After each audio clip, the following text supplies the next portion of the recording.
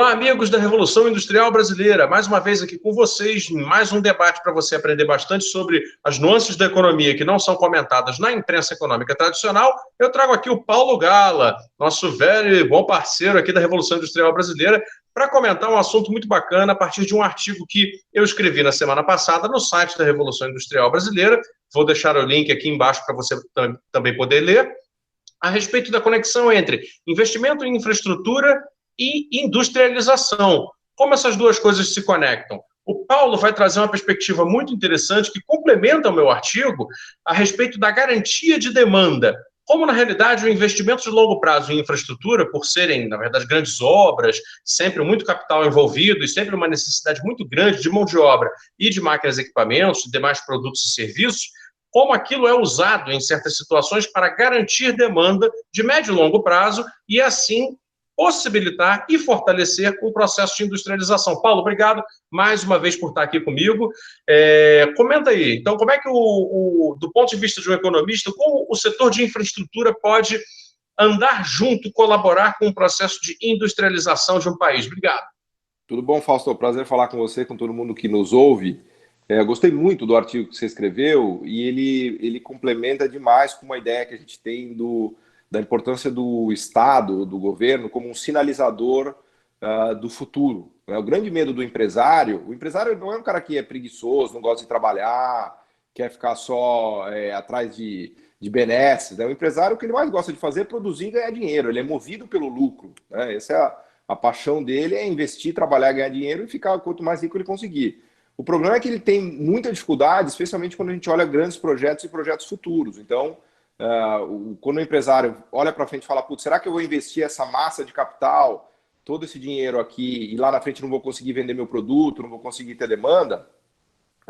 E nesse caso, o governo pode ajudar bastante, porque ele pode colocar encomendas, especialmente a partir do setor de infraestrutura, isso que é legal do seu artigo, que demanda, inclusive, encomendas industriais. Isso é uma coisa que eu aprendi com você no detalhe, que a produção de infraestrutura ela é altamente demandante de manufaturas, de indústria. Você precisa do caminhão, você precisa da máquina que faz o asfalto, que produz o asfalto, a betoneira. Tem uma maquinaria pesadíssima envolvida na produção de infraestrutura, ou seja, no fornecimento de infraestrutura que o governo, que o Estado coloca como demanda, porque o governo tem todo o interesse do mundo em desenvolver infraestrutura, ponte, aeroporto, rodovia, ferrovia e por aí vai. Então, é evidente que com isso a gente não está falando de colocar uma moleza para o empresário que qualquer porcaria que ele vai fazer, o governo vai comprar dele, vai contratar dele. Tem que ser feito num processo competitivo e seguindo vários critérios,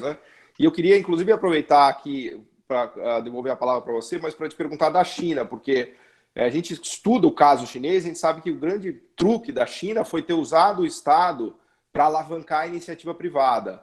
E eu diria que talvez em nenhum dos setores isso tenha sido mais verdade quanto no setor de infraestrutura, porque o Estado chinês ele alavancou uma infinidade de empresas hoje privadas da China que produzem máquinas, retroescavadeiras, e é isso que eu queria te explorar, Mas o Estado, quer dizer, o empresário chinês não é mágico, O empresário chinês não é um super-herói que não tem medo do futuro, que não tem medo do retorno do projeto. O que o empresário chinês teve foi uma demanda firme, estável, de encomendas do governo chinês para construir o país, Então, a partir disso, ele criou gigantes que hoje são gigantes mundiais, inclusive do ponto de vista tecnológico, Fausto? Porque você sabe que o risco ligado a tecnologias é ainda maior, O empresário, ele pode... Quando ele se aventura a produzir, ele já tem risco. Agora, quando ele vai mexer com tecnologias e novas tecnologias, o risco é ainda maior. Então, o Estado chinês, e hoje o Vietnã faz isso um pouco também, é um belo exemplo. Mas eu queria explorar seu conhecimento de empresas chinesas, que eu sei que você conhece muito disso e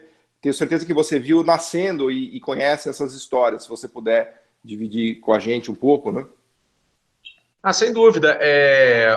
Primeiro de tudo, assim, o movimento iniciado pelo Estado chinês, lá em metade dos anos 80, de fazer esse investimento massivo na infraestrutura nacional e depois na infraestrutura regional, com o projeto famoso Belt and Road, ele é, obviamente, um grande demandante, Ele colocou uma demanda de 40, 50, talvez até mais, anos futuros, para essas empresas industriais chinesas. E aí, por exemplo, ao longo desse período, cresceram e se consolidaram enormes fabricantes mundiais de máquinas e equipamentos usados para todo tipo de subdivisão do trabalho, né, da construção da infraestrutura, e elas, ao longo dos anos, começaram a abocanhar, né, dentro desse setor, uma fatia muito grande do mercado mundial.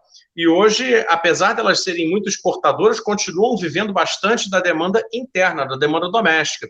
Então, eu posso destacar, por exemplo, que a XCMG, a Sunny e a Zoomlion, né, conseguiram sair do ostracismo, do nada, né, em questão de 20, 30 anos atrás, e hoje já estão entre as 10 maiores empresas do mundo de equipamentos pesados, né, para aplicação numa variedade de infraestruturas diferentes, né? Você sabe que a infraestrutura tem, né, nichos, né? É diferente você produzir maquinário para obra civil, maquinário para obra muito pesada, maquinário para mineração, que, né, a mineração precisa fazer a movimentação de terra para adaptar para a mineração. Então, essas empresas elas foram abordando nichos e foram crescendo. E a permanência dos pedidos firmes do governo em relação aos seus portfólios permitiu, ao longo do tempo, que elas não só crescessem em termos de volume financeiro, como também ampliassem o portfólio. Então, por exemplo, o ponto de entrada de uma companhia típica dessas são as máquinas de movimentação de materiais, né, a granel. Né? Por exemplo, são a famosa linha amarela, retroescavadeiras, escavadeiras. Carrega pedra, carrega areia, carrega asfalto. Exatamente. Ele movimenta solo, ele movimenta pedra, ele movimenta um diabo a quatro. Então, assim, esses equipamentos, por serem de muita aplicação, é o ponto de entrada, né? São o ponto de entrada para qualquer companhia que se aventure nisso. Só que esse é um mercado muito dominado tradicionalmente pelos americanos e europeus. E eles conseguiram não só ter uma participação muito digna em relação a esse mercado de linha amarela, como começaram então a poder expandir o portfólio para coisas mais específicas e mais caras. A exemplo de guindastes pesados, máquinas para produção e tecnologias de concreto, produção e tecnologias de pavimentos, máquinas para produção de pontes, máquinas de pré-moldados, máquinas para construção ferroviária, que são super específicas. Tudo isso foi possibilitado a partir de uma segurança da demanda futura que o Estado chinês colocou para essas companhias, que hoje já são negociadas em bolsa, lá em Xangai, etc. Né? Eu destacaria esses nomes, a XCMG, a Sunny, a Zoomlion, também a Liu Gong é muito relevante, né, nesse setor. A Sunny, todas elas ampliando, né? O filme da Sunny, impressionante. Se botar no YouTube, aí você acha as fábricas deles, é um negócio fantástico, cara, que não fica atrás de nenhuma fábrica de empresa alemã, de empresa americana, né? Não fica. Hoje em dia já não fica mais. E te digo mais, as notícias mais recentes que chegam para nós aqui na América Latina são de que, por exemplo, você falou da Sunny, a Sunny já está experimentando modelos de caminhão para mineração pesada autônomos, que é uma coisa exclusivíssima que está sendo feita apenas nos Estados Unidos e na Alemanha. Então a Sunny já está entrando nisso, né? E somando a característica de também serem elétricos, que é uma outra tendência que está indo em paralelo, e ela está abordando com uma tecnologia, uma exploração tecnológica, né, uma inovação própria, ambas as coisas, um caminhão já para os sites de mineração autônomo e elétrico. Isso já foi publicado. Que já é uma vantagem comparativa da China, porque a China tem hoje talvez o melhor ecossistema do mundo para produzir motores elétricos. A própria BMW se instalou lá para fazer carros elétricos. Então você veja que como é a beleza disso daí, né? O Estado ele criou aquela demanda inicial, as empresas vieram, foram eficientes, conquistaram o mundo, viraram gigantes e vão se beneficiar de outras, vamos dizer assim, vantagens, né, tecnológicas que o próprio governo chinês também estimulou, que é a produção de carros elétricos, né? E aí a pessoa vê chegando um equipamento daquele maravilhoso da China e acha que na China os caras são mágicos, né, Fausto?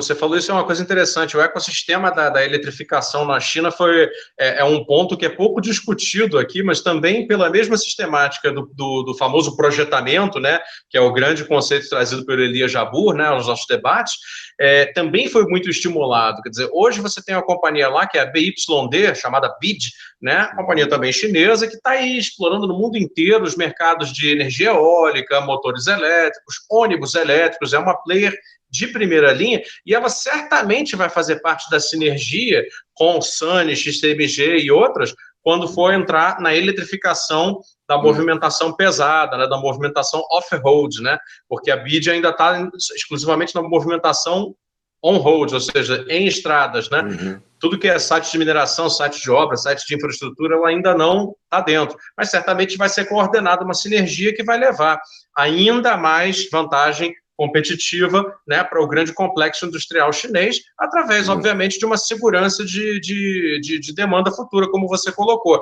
Só para completar, isso indica uma tendência muito clara para os próximos anos de uma tomada, assim, by storm dos fabricantes chineses de uma série de linhas do mercado mundial. Em linha amarela já está acontecendo, em eletrificação veicular também vai acontecer, tenho certeza que vai acontecer em vários outros segmentos. E você vê, no final do dia, que no Brasil é exatamente o que a gente não faz, né? O Estado chinês faz, porque ele usa a capacidade dele de financiamento público, né? Ele usa os bancos públicos, tanto no nível municipal, estadual quanto federal, ele usa a dívida, a capacidade de endividamento que ele tem, só que depois tudo isso retorna para ele, porque a economia se expande, as empresas ganham escala, ele ganha em tributação, então ele recupera o que ele gastou em arrecadação, os bancos públicos recuperam o que eles investiram na forma de pagamento dos empréstimos e essa maquinaria funciona muito bem, né? Então, no Brasil, a gente não tem o Estado investindo em infraestrutura. Claro, você pode pensar no arranjo de PPP, de leilões, tudo isso eu acho legal, mas é muito lento, né? Você conhece melhor do que o setor. A gente está há 10, 15 anos discutindo como é que você vai fazer o modelo de regulação, como é que você vai leiloar. Enquanto a gente está discutindo isso daí, a China já fez tudo com investimento público, já criou essas gigantes e já dominou o mercado mundial, né?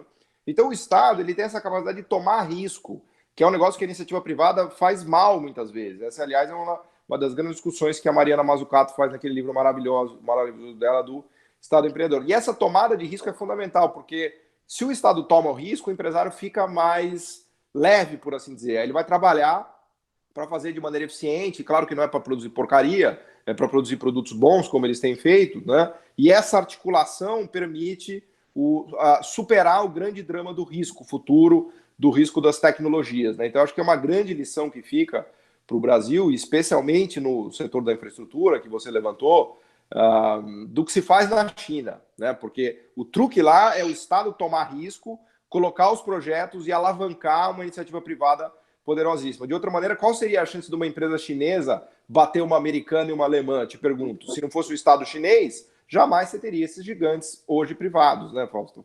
Na base do crescimento vegetativo, certamente elas demorariam décadas e décadas para chegar a começar a ameaçar.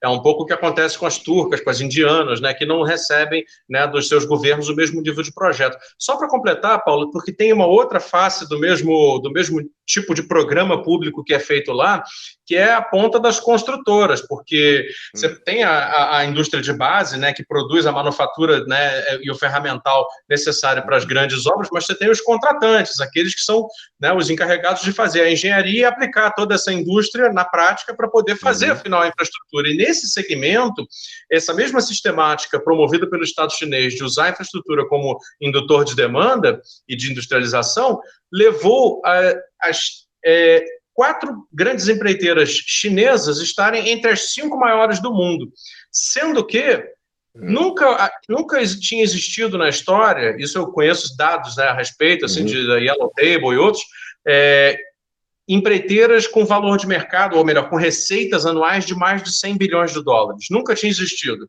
E hoje, as 4 maiores empreiteiras do mundo, né, que são chinesas, a quinta é uma francesa, já ultrapassam o patamar dos 100 bilhões de dólares. Então, você vê daí que a sinergia que foi montada é realmente uma máquina de produção de riqueza para a China, e que é o que explica o enorme crescimento deles ao longo das décadas. Eu não consigo me conter, Fausto, já que você falou isso, de falar da Lava Jato, porque é evidente que a gente não vai fazer apologia de corrupção, e é evidente que a corrupção tem que ser combatida com mecanismos de controle duros. Agora, vamos achar que não teve corrupção nessas 4 empresas chinesas? Nessas gigantescas, né? Então a grande diferença é que no Brasil a gente destruiu, jogou fora o bebê junto com a água do banho, a gente destruiu as nossas grandes empresas de engenharia, que você conhece melhor do que eu, né? Lembro até de uma revista que você me mandou na capa que as chilenas, teve um ano lá que as construtoras chilenas superaram as brasileiras, que é ridículo, né? O Chile, o tamanho da economia da Moca, né? A quantidade da população, a população do Chile é ridiculamente pequena, né? Mas apanhamos do Chile, né? Então acho que é importante fazer esse registro, né? Do que eu costumo dizer que tudo que o Brasil fez errado, a China fez certo. Então Basta olhar para a China para entender, né?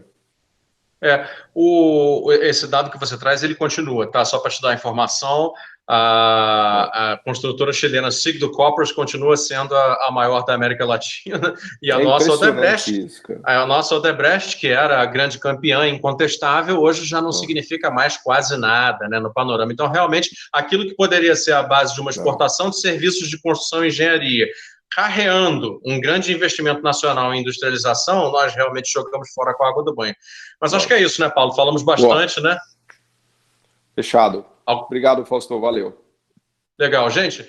Curtam nossos canais, compartilhem esse vídeo, coloca nas suas redes sociais. A gente faz um esforço danado para trazer visões alternativas sobre economia, sobre assuntos reais da economia aqui para o Brasil, também para os nossos amigos de fora do Brasil que nos assistem também. Muito obrigado. Compartilhem o vídeo e se inscrevam aí, tanto na Revolução Industrial Brasileira, meu canal, como no canal do professor Paulo Gala, nosso grande parceiro. Obrigado, pessoal, e até uma próxima.